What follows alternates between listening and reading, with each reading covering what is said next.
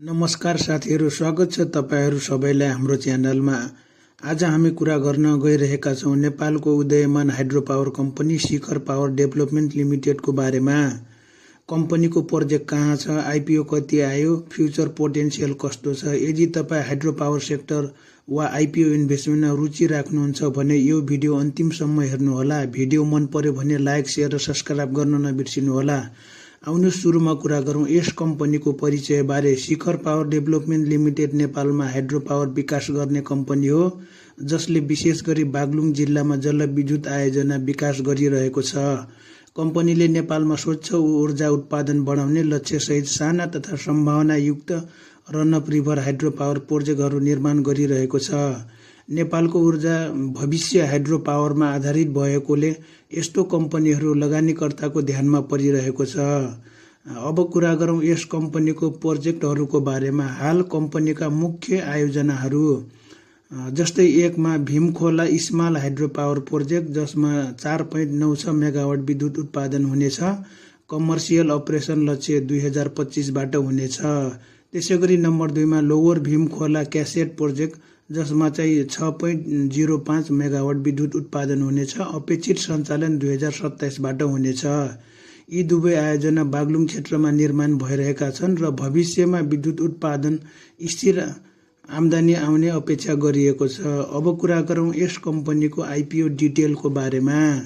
अब कुरा गरौं सबभन्दा चर्चित विषय आईपीओ। कम्पनीको कुल जारी पुँजी लगभग 98 करोड रहेको छ। सार्वजनिक निष्कासन 32 लाख किता शेयर बराबरको हुनेछ। प्रति शेयर मूल्य रु 100 बराबर हुनेछ। आईपीओ विवरण यसरी राखिएको छ।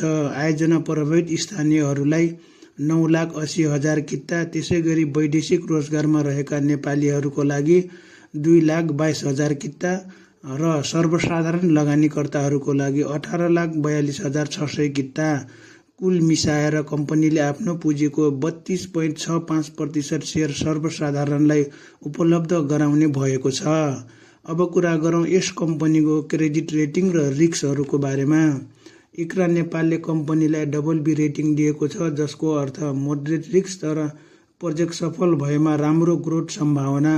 हाइड्रो पावर कम्पनीहरू सुरुवाती जोखिम भए पनि दीर्घकालीन आम्दानी स्थिर हुने सम्भावना रहन्छ। अब कुरा गरौं यस कम्पनीको फ्युचर पोटेन्शियलको बारेमा। नेपाल हाइड्रो पावरको देश हो, अझै पनि ठूलो ऊर्जा सम्भावना उपयोग हुन बाँकी छ।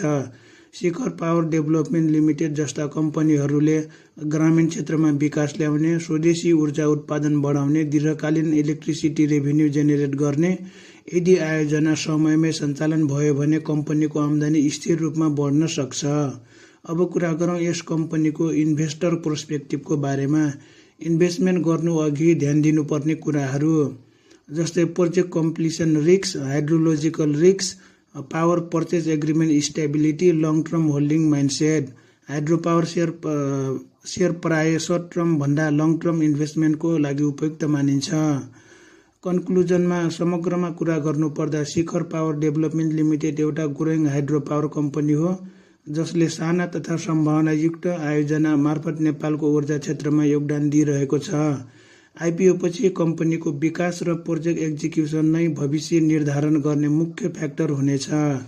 आजको लागि यति नै। भिडियो हेरेर अन्तिमसम्म साथ दिनुभएकोमा सबैजनालाई धेरै धेरै धन्यवाद।